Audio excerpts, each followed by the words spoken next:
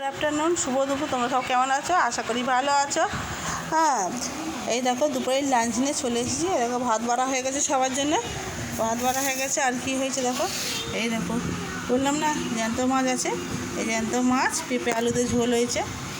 আর হয়েছে আজকে ছুটির দিন, তার জন্য একটু বেশি রান্না হয়েছে। আর হয়েছে দেখো আন্ডা কারি, মানে ডিমের তরকারি হয়েছে।